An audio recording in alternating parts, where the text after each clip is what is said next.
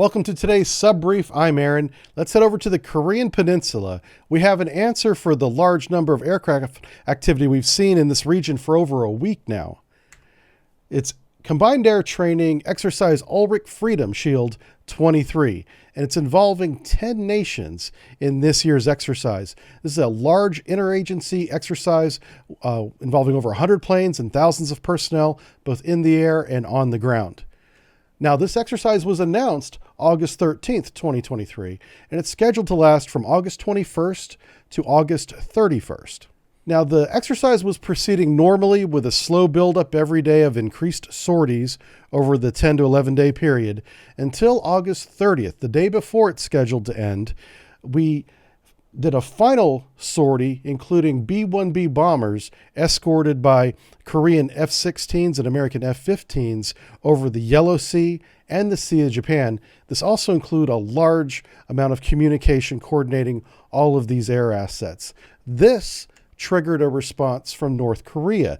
That same day, they shot 2 short-range ballistic missiles into the Sea of Japan. Now, North Korea wasn't invited to the exercise, so this turns the exercise into a potential operation, but we're not there yet. What did happen is on August 31st, the day the exercise ends, is Japan's F-15s and F-16s were sortied to escort 2 B-1B bombers over the Sea of Japan in response to those ballistic missile launches. This is not part of the exercise. This was in addition to, separate from the exercise happening over the past 11 days.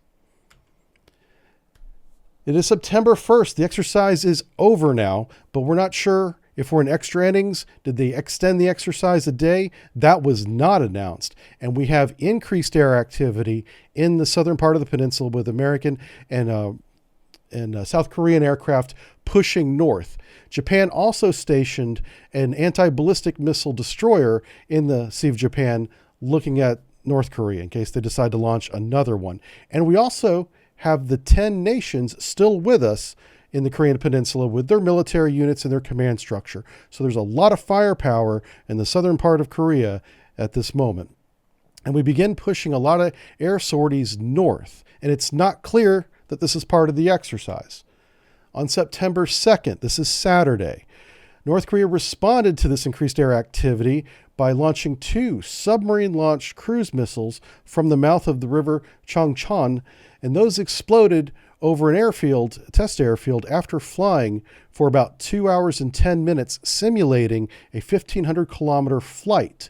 Now, what's interesting about these cruise missiles is they didn't just directly impact any structure or target. They flew 50 meters above the target airfield and exploded. That is a simulated tactical nuclear explosion airburst designed to level an airfield, take an airfield out of operation, which is a clear response to the increased sortie activity post-exercise. So that's where we are as of September 2nd.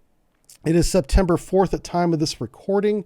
We don't have any new information this morning come out of the peninsula, which is probably really good news, because if this was to be further escalated, I'm sure we would hear about it. We're going to continue to watch this and see how this de-escalates and give you an update.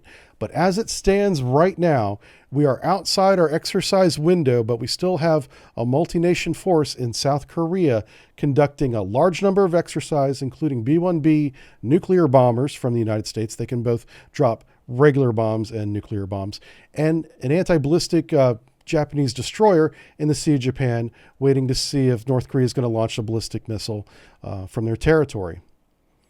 So I hope you had a great weekend. If you're an American, enjoy your holiday today, and we'll see you later on in the week with an update if anything continues to escalate in this area of the world. All right. Thanks for watching, everybody. Bye.